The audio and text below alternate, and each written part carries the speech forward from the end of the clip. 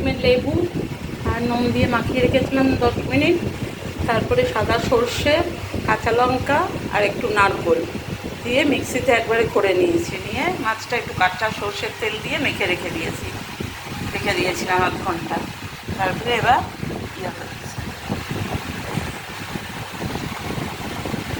তেল দিয়ে নিয়ে হালকা একটু এক হাতে ভিডিও করছি তোদের জন্য।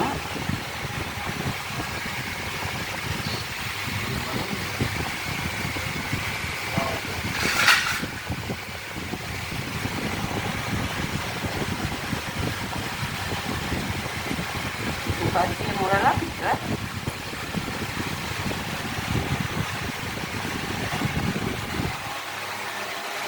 দড়ি দিয়ে বাঁধতে হবে, আবার সুতো দিয়ে বেঁধে তারপর তাওয়াতে হালকা তেল দিয়ে বসাতে হবে।